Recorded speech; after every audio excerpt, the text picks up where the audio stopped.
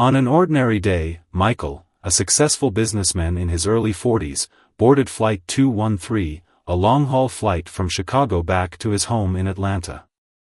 The early morning was a blur of meetings, calls, and airport security lines, and he was more than ready to sink into his seat, pull out his laptop, and finish some work while the world passed by in a blur of clouds and miles.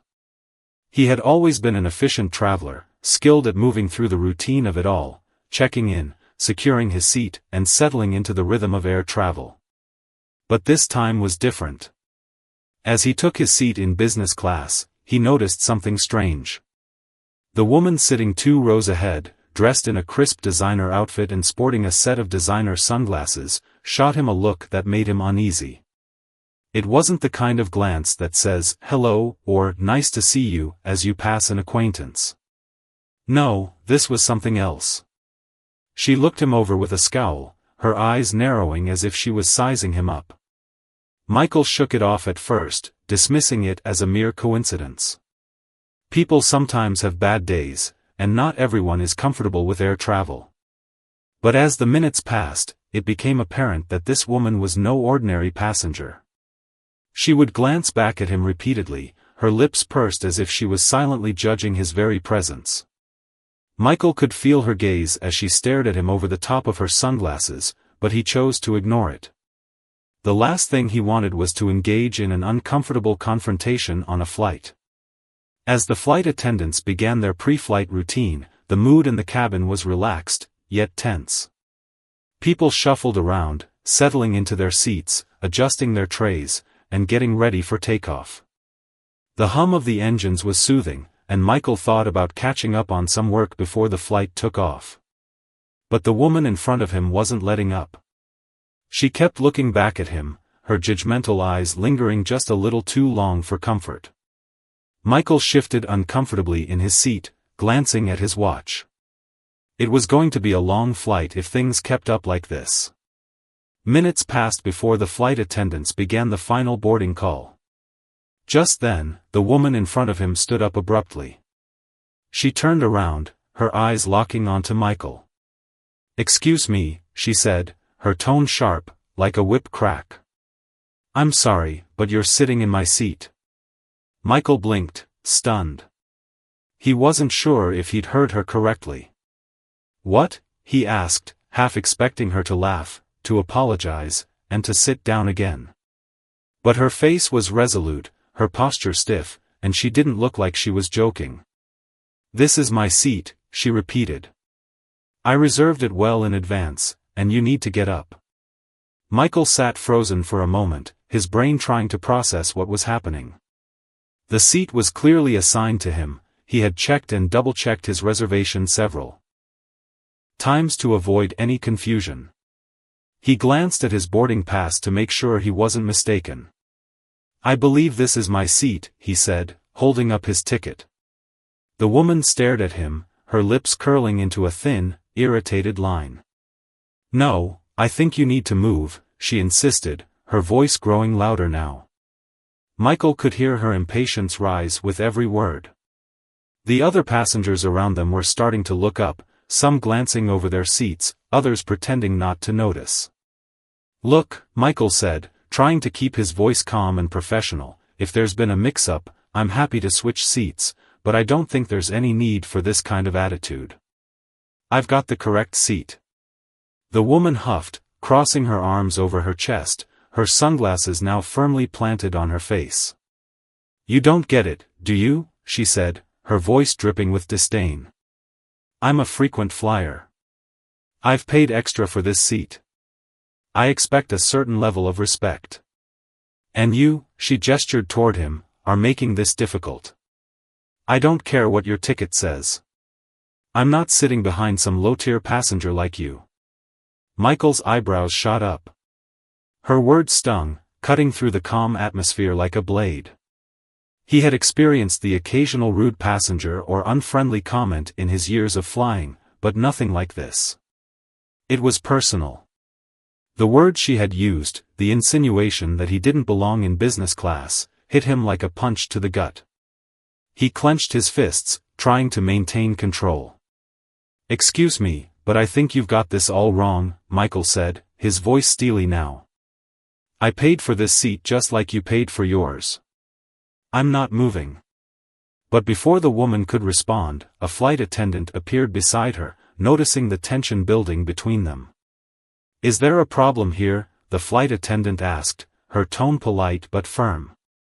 The woman turned her attention to the flight attendant, and the temperature in the cabin seemed to rise. "Yes, there is a problem," she said sharply. "This man refuses to vacate my seat. I demand that you make him leave." The flight attendant, a young woman with bright eyes and a no-nonsense demeanor, glanced at Michael's boarding pass, then at the woman's seat. "I'm sorry, ma'am, but this is his assigned seat. There must be some mistake." The woman scowled, her expression darkening. "Mistake? How dare you?" Before she could finish, Michael stood up, deciding to de-escalate the situation. "If there's been an error, I'm happy to switch seats," he said, raising his hands in a gesture of goodwill. But as soon as he moved, the woman let out a derisive laugh. "No, you're not understanding me," she said, her voice tinged with arrogance. "You're going to leave. Now." The entire cabin was watching now. A quiet murmur ran through the rows, and Michael could feel the eyes of his fellow passengers on him. The tension was palpable, like the air just before a storm breaks. This wasn't just about a seat anymore, it was about something much bigger. This woman wasn't just asking for his seat. She was telling him, in no uncertain terms, that he didn't belong. A flight attendant appeared from the galley, and in the blink of an eye, she was at Michael's side, giving him a sympathetic look before turning to the woman. "Ma'am, I'm afraid there's been a misunderstanding. This is Mr. Michael's assigned seat, and I can assure you, it's not available for you to take." The woman's face turned bright red, and her voice became even louder as she began to demand that the captain be called, her sense of entitlement running wild. She had been, in her mind, completely wronged by this situation, and her frustrations were about to spill over. Michael could feel his blood pressure rising. He had never experienced something like this before. This wasn't just a request. This wasn't a misunderstanding. This was about power, control, and a belief that he was somehow beneath her. He was no longer just a passenger trying to get home, he was now embroiled in a battle he didn't sign up for. The entire plane was waiting for someone to take charge, but no one seemed willing to step in. Michael had a decision to make: would he back down and avoid conflict, or would he stand his ground and risk everything for the sake of his dignity? With a deep breath, Michael stood firm. "I'm not going anywhere," he said, his voice steady but loud enough to carry through the cabin. He looked directly at the woman and added, "And I suggest you take a seat, because I'm not moving." The flight attendant, sensing the conflict was escalating, spoke softly but firmly. "I'm going to get the captain," she said, before walking toward the cockpit. And as the whispers grew louder in the cabin, Michael stood there, wondering what would come next. Would the captain back him up, or would he have to face a much bigger confrontation than he had ever expected? The plane began to taxi toward the runway, but this moment felt like it was about to change everything. The tension in the cabin grew thicker as the minutes dragged on. Michael remained standing, his posture resolute but his heart racing. The woman's eyes were locked on him, her fury palpable, and the murmurs around them intensified. He could feel the weight of the stares from his fellow passengers, who were all too aware of the scene unfolding. For what felt like an eternity, the flight attendants remained quiet, offering only glances of uncertainty. Michael's mind raced. How did things escalate so quickly?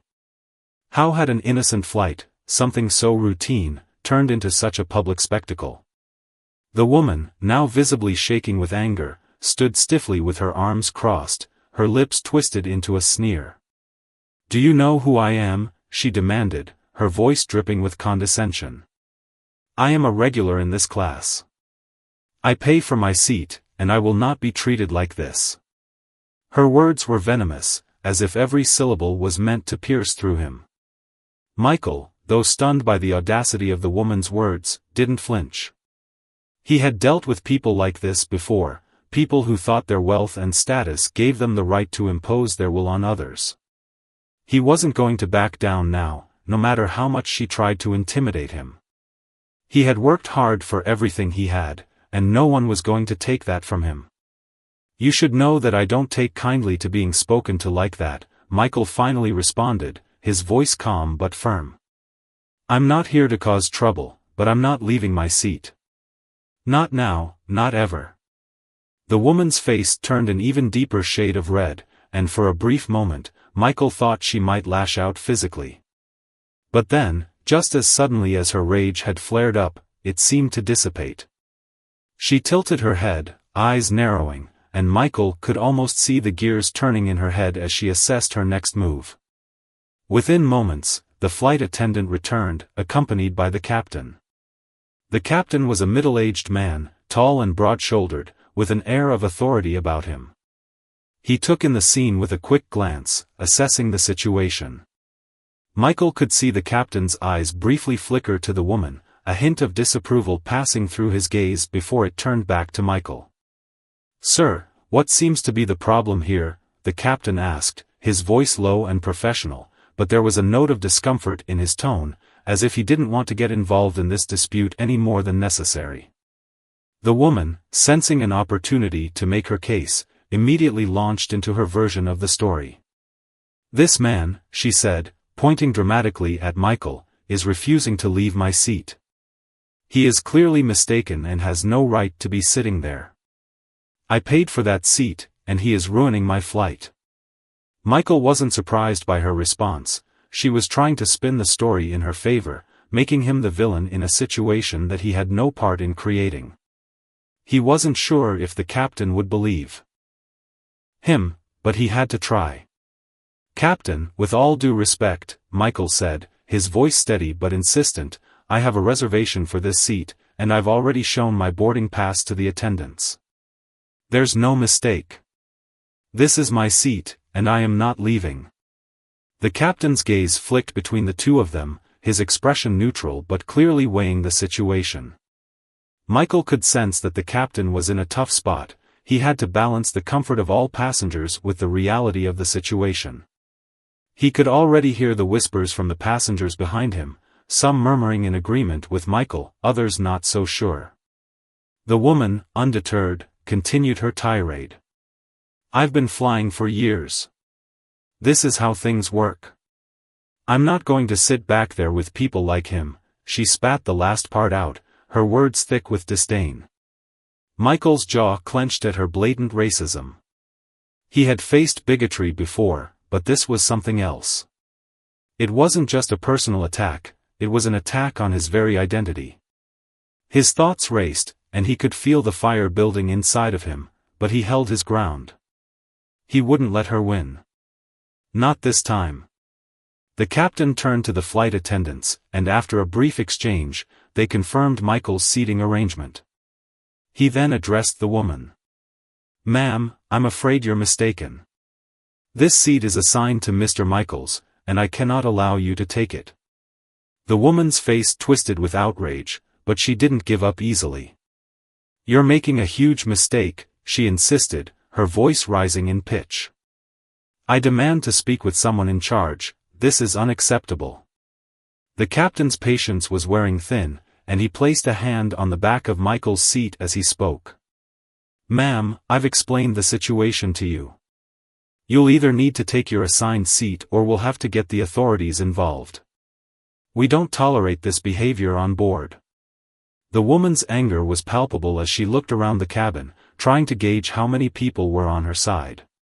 The passengers' reactions were mixed. Some were visibly uncomfortable, others were quietly watching, but no one seemed willing to step in and take a side.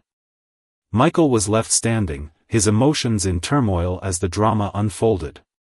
The flight attendants had their hands full trying to calm things down, but the situation had escalated too far for simple words to make a difference. After a long silence, the woman finally turned on her heel, muttering something under her breath about never flying with the airline again. She stormed off, her designer heels clicking sharply against the floor as she made her way to the rear of the plane, leaving Michael standing there, his heart still racing. The captain gave Michael a brief nod of acknowledgement before turning to address the other passengers. "I'd like to thank everyone for your understanding. Let's keep things calm and ensure we all get to our destination safely." Michael sat back down, the adrenaline still coursing through his veins. His body was tense, but he knew he had won this battle. It wasn't just about the seat, it was about standing up for himself and refusing to let someone undermine his dignity. He could still hear the echo of the woman's words, but the sting was starting to fade. As the plane finally took off, the usual hum of the engines returned, and Michael allowed himself to breathe. He had faced a challenge in a place where he least expected it, but it had reminded him of something important. No matter where you are or who you are, standing up for yourself and your rights is never easy, but it's always worth it. The rest of the flight passed in relative peace. Michael found his focus returning to the work he had planned to do, but his mind kept drifting back to the incident. It wasn't just about the confrontation, it was about what it represented.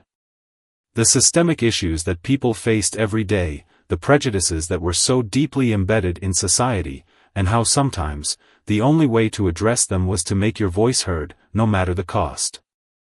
When the flight finally landed in Atlanta, Michael felt a wave of relief wash over him. He had made it through, and in the process, had learned something about himself. He wasn't going to let anyone dictate his worth, especially not someone who thought they were above others simply because of their status. He walked off the plane, his head held high, but as he stepped into the airport terminal, he couldn't help but wonder what had happened to the woman. Would she have learned anything from this encounter, or would she go on, fueled by the same prejudice that had caused the conflict in the first place? Only time would tell. The airport terminal was a stark contrast to the tension that had gripped the airplane just moments before. Michael walked briskly, his steps echoing against the polished floors, as the lingering adrenaline from the confrontation began to wear off. His mind, however, remained sharp, replaying the incident over and over.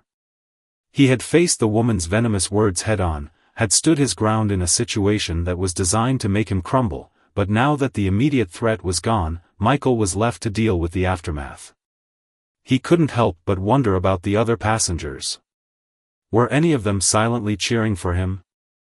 Or had they simply been too afraid to step in, leaving him to fight the battle alone? The flight had been filled with a mix of people, some appeared indifferent, others seemed uncomfortable, but no one had come to his aid. For all he knew, they were all too caught up in their own worlds to care about the injustice unfolding in front of them. He had been alone in that moment, facing not only the woman but also the societal forces that allowed people like her to wield such power, to belittle and demean others with impunity. Michael's phone buzzed in his pocket, breaking his train of thought. It was a text from his best friend, Malik. "Yo, you good? Heard about the mess on the flight. Everything all right?" Malik had been a constant presence in Michael's life, someone who understood the challenges he faced as a black man in a world that often sought to marginalize him. Michael quickly typed a reply, reassuring Malik that he was fine, just a little shaken. Malik responded almost instantly, "Good to hear. Let me know if you need to talk." It was comforting to know that, at least in his personal circle, Michael wasn't alone. But as he looked around the terminal, he felt the weight of isolation once again. This wasn't just a personal fight, it was part of something much larger. The casual racism that had been on full display in the air wasn't a rare occurrence. It was an ongoing struggle, something that every black man and woman was forced to contend with every day. What made this incident different was that he had refused to be silent. He had refused to let her words dictate his reality, even if for just a fleeting moment. He stepped outside the terminal into the crisp Atlanta air, taking a deep breath as he felt the weight of the world slightly lift off his shoulders. The fight on the plane was over, but the battle was far from won. The woman had walked away, humiliated, but Michael knew that she wouldn't change. People like her rarely did. The real question was, what now? Would there be consequences for her behavior? Would the airline take action against her, or would she simply go back to her privileged life, free from the repercussions of her actions? Would she even reflect on what had happened, or would she continue to view the world through the narrow lens of entitlement and ignorance? Michael knew the answer to that. People like her didn't change because they were never forced to. They lived in a bubble of comfort, insulated from the struggles of others, and when someone challenged that bubble, it was easier for them to lash out than to acknowledge their own prejudices. But Michael wasn't going to let that slide. It wasn't just about his pride, it was about the principle of standing up for what was right, for fighting back against the systems that allowed this type of behavior to persist. As he made his way to the baggage claim area, he saw a group of airport employees huddled together, whispering to each other. He recognized one of the women from the flight, one of the flight attendants who had witnessed the entire confrontation. Her eyes met his for a brief moment, and she quickly looked away, a look of guilt flashing across her face. Michael didn't hold it against her, he understood that she was just doing her job, but it didn't stop the bitterness from rising in his chest. The truth was, the flight attendants had known what was going on, but none of them had spoken up when it mattered. It was a stark reminder of how systemic racism worked its way into every corner of society, whether it was in the workplace, on a plane, or in the way people treated each other in the streets. Michael's thoughts were interrupted when his phone buzzed again. This time, it was a notification from the airline. It was a message of apology, an automated response acknowledging the complaint he had filed earlier in the day. The company assured him that they would review the incident and take appropriate action. Michael shook his head in disbelief. It was a form letter, one that had probably been sent to hundreds of other passengers before him. He wasn't expecting any real change from the airline, but he filed the complaint anyway. If nothing else, he wanted to make sure his voice was heard. He picked up his suitcase and walked out of the airport, the late afternoon sun casting long shadows across the parking lot. The incident on the plane had been unsettling, but it had also fueled something in him, a fire that he hadn't realized was there until now. Michael had always been a man who believed in justice, in standing up for the underdog, but this had pushed him further. He couldn't just let things go back to normal. This was bigger than a single encounter, it was a call to action. He pulled up to his apartment, his mind still racing as he sat in his car for a few minutes. What could he do to make a real difference? How could he hold people like the woman on the plane accountable? The answer wasn't clear, but Michael knew that he had to do something. He couldn't sit idly by and allow these injustices to continue without speaking out, without taking a stand. As he stepped into his apartment, the weight of the day settled in. He tossed his suitcase onto the bed and flopped onto the couch, his body aching from the tension. He closed his eyes for a moment, trying to find a moment of peace, but all he could think about was the woman on the plane, the flight attendants, and the larger issues at play. He had to figure out what to do next, but for now, he needed to rest. The next day, he would take action. He didn't know how, but he was sure of one thing, this wasn't the end. Michael wasn't going to let this moment define him, but he was damn sure going to make it count. The days that followed the incident felt like a whirlwind to Michael. What started as a confrontation with an entitled woman on a plane quickly spiraled into something larger than he ever anticipated. The airline had reached out, offering apologies, but Michael didn't hold much hope in their words. In his heart, he knew that corporate messages were just a way of diffusing a situation without really confronting the underlying issues. But he wasn't about to let it go. This was more than just one instance of racism, it was the way the world operated, and if he didn't speak up, who would? His phone had been flooded with messages, some supportive and others dismissive. Friends and family reached out to make sure he was okay, while some of his colleagues hinted at the reality he already knew, the uncomfortable truth that many people wouldn't think twice about the woman's behavior. Even Malik, who had always been on his side, asked if it was really worth pursuing. "You know how these things go, bro," he had said. "They'll apologize, and that's it. You'll get the same old runaround. But Michael wasn't someone who backed down. He had spent too many years watching people like him, like his father, endure this kind of treatment and remain silent. He couldn't be complicit. So, he continued to gather his thoughts and, over the course of several days, began to draft a more personal message. He wasn't just filing a complaint for himself, he was doing it for everyone who had ever been marginalized, ignored, or silenced. Michael didn't know it yet, but his words were starting to make waves.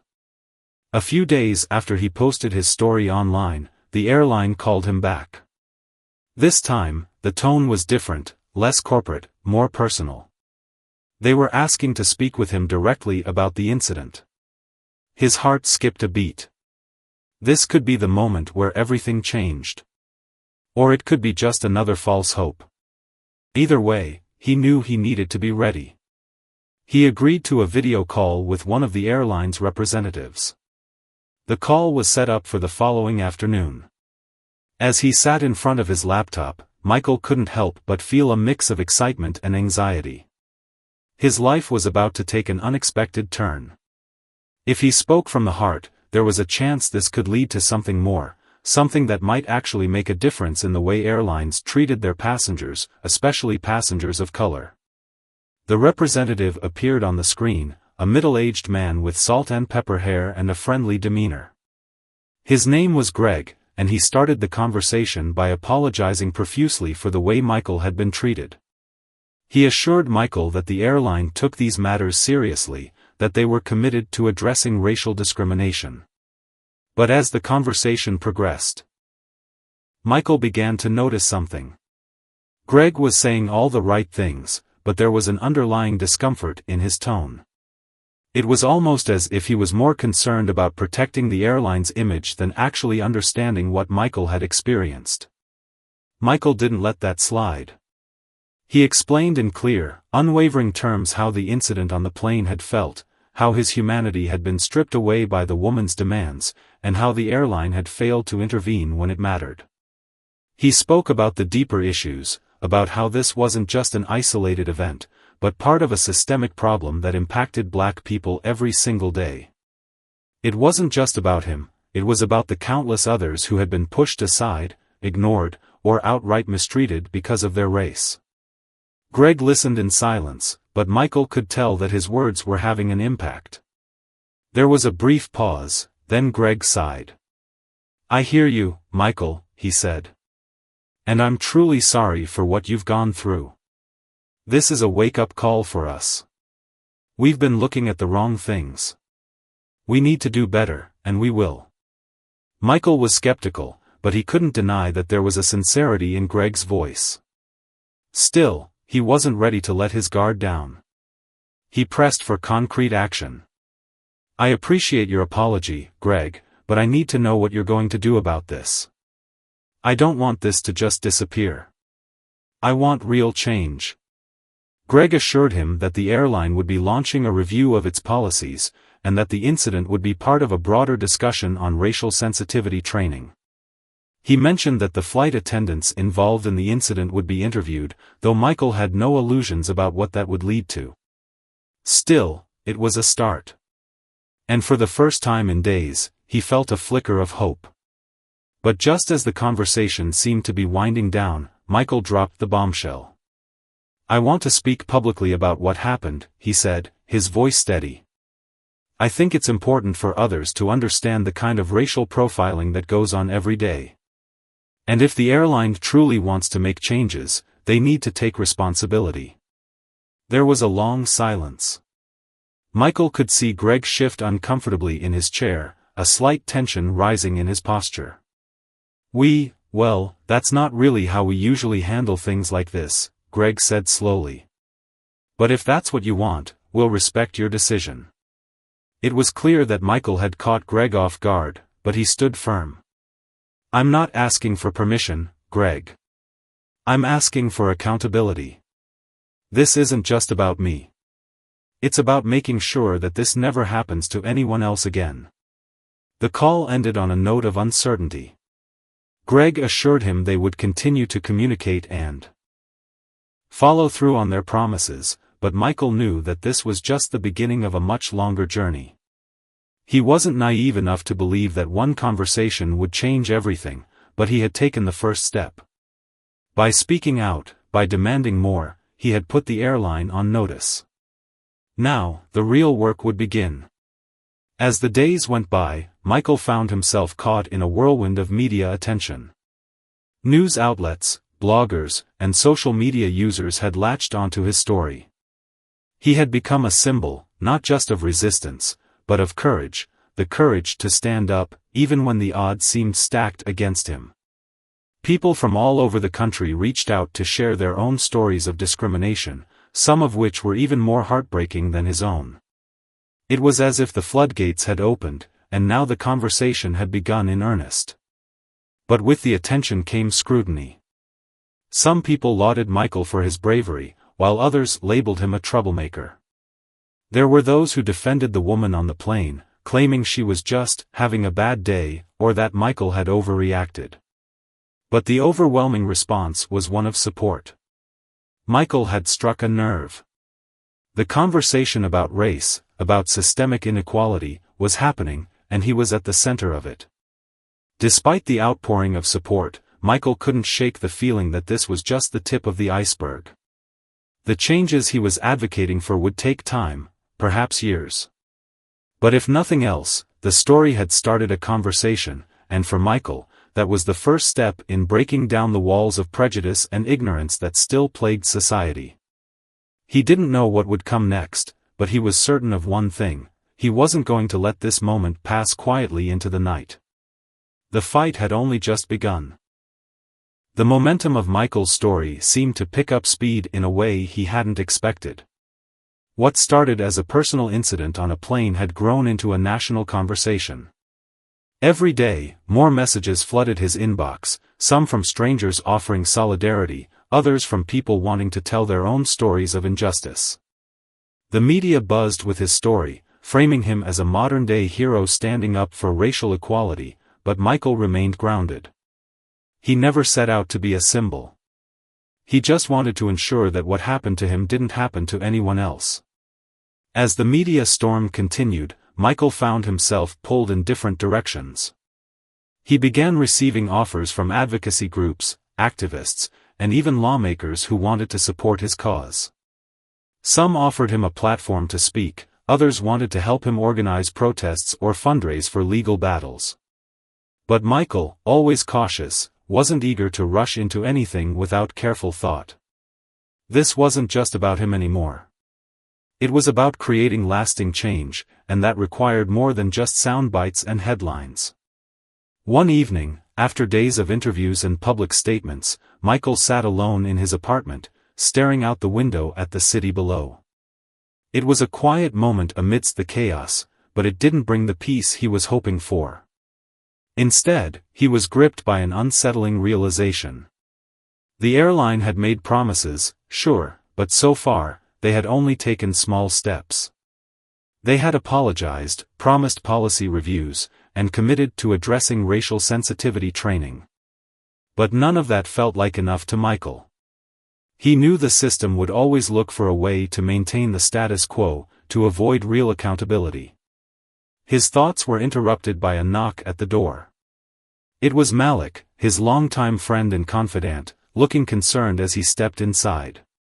"Man, you look like you haven't slept in days," Malik said, setting a bag of takeout on the table. "I know you're trying to handle everything, but you need to take a break. We've got to talk." Michael sighed and nodded. Malik was right. The weight of everything, the pressure, the scrutiny, the expectations, had been overwhelming. "I just keep thinking about how little has changed." The airline's response: "It feels hollow. They've been saying all the right things, but when you look closer, nothing substantial is happening. People want change, but how do we make it real?" Malik sat down across from him. "I hear you, but it's not all about the airline. This is bigger than that. You've already started a movement. The conversation's happening now, man. That's the first step. You've got their attention, and you've got the power to make them listen. But change takes time. Michael rubbed his eyes, exhausted. Yeah, but what if time isn't enough? What if they're just waiting for all this to blow over? Malik leaned back, thinking. You're right to be worried. And I think that's why you've got to push harder. Not just with the airline, but with everyone. This isn't a one-off thing. What happened to you, what happens to so many others, it's part of a system that needs to be torn down and rebuilt. And you can be part of that. You've got a platform now. Use it. Michael stared at his friend, a mix of frustration and clarity in his eyes. Malik's words struck a chord.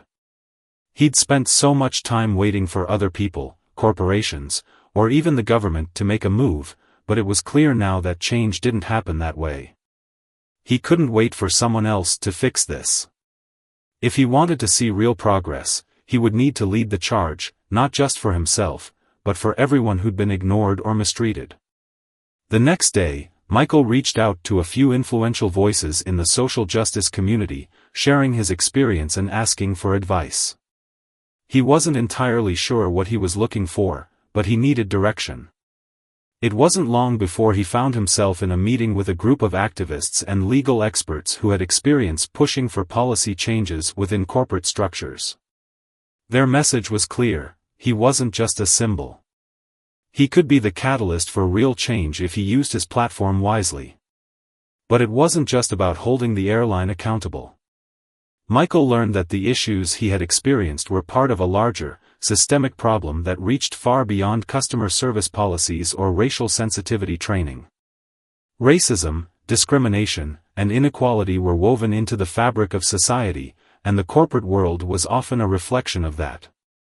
His story could help uncover these deep-rooted problems, but it would take sustained effort, organized activism, and a lot of pressure to force real change. In the weeks that followed, Michael began to formulate a plan. He would continue speaking out, but this time with a more strategic approach. He wouldn't just demand an apology from the airline, he would call for accountability across the industry. He began to collaborate with groups that were already working on racial justice in the airline industry, pushing for public hearings, policy reforms, and greater transparency in how airlines handled incidents of discrimination. But just as Michael was beginning to feel like he had a clear path forward, another unexpected twist rocked his world. The woman on the plane, Karen, the one who had demanded he leave his seat, had gone public. At first, her statement was relatively innocuous, but as it gained traction, it became clear that she was trying to paint herself as the victim. She claimed that Michael had overreacted, that she had merely asked him to move due to safety concerns, and that the whole thing had been blown out of proportion. She denied any racial intent, but the damage had been done. Her narrative was gaining momentum, and now Michael had to contend with an entirely new set of challenges. In the days that followed, Michael's social media feeds were flooded with responses, some supportive, others filled with venomous accusations. The more Karen spoke out, the more people seemed to rally behind her. It wasn't just a battle between two people anymore, it was a clash of narratives, of ideologies. And Michael had no choice but to rise to the occasion. If this was going to turn into a battle for truth, he couldn't back down now. The pressure was immense. Every time he opened his phone or logged into his social media accounts, there was another comment, another article, or another person telling him he was wrong, that Karen had been misunderstood, or worse, that he was just looking for attention. But Michael knew better. He understood now that this was no longer just about a single incident. It was about something much bigger. It was about the collective struggle for justice, for fairness, for equality. The backlash only fueled his resolve. Michael was no longer just fighting for himself, he was fighting for every person who had ever been told they didn't belong, who had been forced to conform, who had been silenced.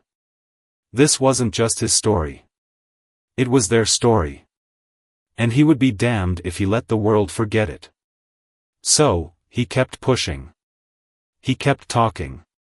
He kept demanding accountability. The road ahead was long and uncertain, but for the first time in his life, Michael felt like he was truly on the right path. It wasn't just about changing one airline or one woman's behavior. It was about creating a movement that would last, a movement that would make sure that no one, no matter the color of their skin, ever had to experience what he had. He was in this for the long haul. And as the days turned into weeks, and the weeks into months, Michael's voice continued to echo louder than ever. He wasn't alone anymore. The movement had grown, and the people who stood with him were as determined as he was. Together, they would create the change the world so desperately needed. As the dust began to settle from the media frenzy, Michael realized that the struggle for change wasn't something that could be won in a single battle, but rather a prolonged effort, a journey. His every move, every word, was now under scrutiny, but he had become something more than just a man involved in an isolated incident. He had become the face of a larger movement. While some lauded his efforts, others remained skeptical, questioning his motivations and his methods. But through it all, Michael remained steadfast, focused on one ultimate goal: to create lasting change in an industry that had failed so many for so long. The fight didn't get any easier.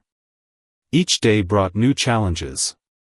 The airline, initially quick to apologize and promise changes, now seemed to have gone silent, their promises lingering like forgotten words. But Michael refused to let that silence drown out his voice.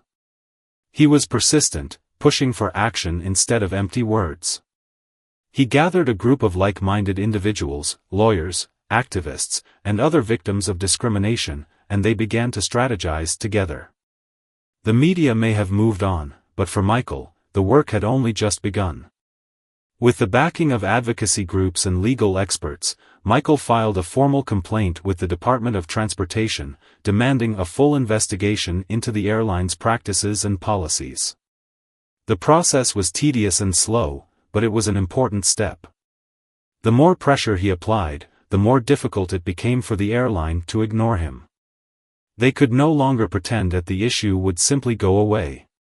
The weight of public opinion, the pressure from government agencies, and the rising voices of others who had experienced similar injustices forced them to act, or at least appear to. But just as things were beginning to look promising, another bombshell dropped. Karen, the woman who had initiated the incident, had launched a lawsuit, claiming defamation and emotional distress. Her narrative, one of being unfairly portrayed as a racist, was gaining traction, especially among those who didn't understand the gravity of the situation. It was a calculated move, and it caught Michael off guard.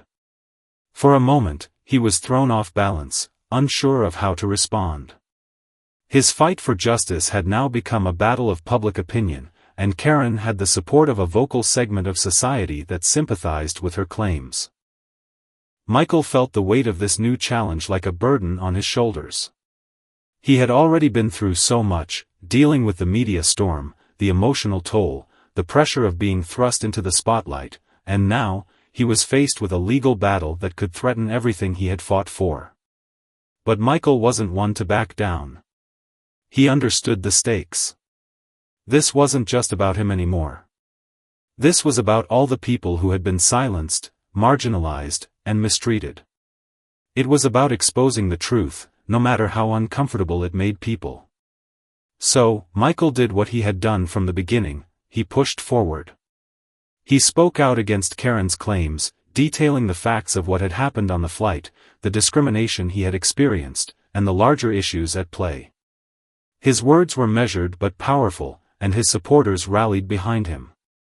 A network of people who had been following his story, who had been inspired by his courage, stood ready to amplify his voice even more. The tide was turning. But even as Michael gained ground in the media and in the courtroom, he couldn't help but feel a pang of disappointment in himself. Was this the only way forward? Was this really the kind of fight he wanted to be part of? The toll it was taking on him, mentally, physically, emotionally, was immense. He had never envisioned his life like this.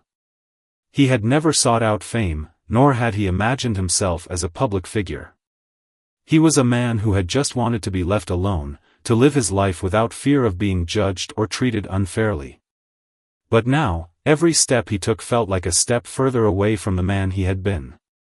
Yet, in the midst of his doubts, there were moments of clarity. He could see the broader picture, and he could feel the impact his fight was having. Slowly but surely, things were changing. In boardrooms, within the corridors of power, and in communities across the country, conversations were shifting. People were beginning to talk more openly about the issues of race, privilege, and systemic inequality. His story had opened a door, and now others were stepping through it, sharing their own experiences, demanding accountability, and calling for change. This was bigger than him. It always had been. The first sign of real change came when the airline, under immense pressure, agreed to meet with Michael and a group of advocates.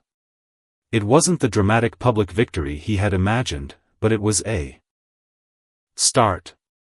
They came to the table with their own set of proposals: new anti-discrimination training, changes in customer service protocols, and the introduction of a new ombudsman to address complaints more effectively.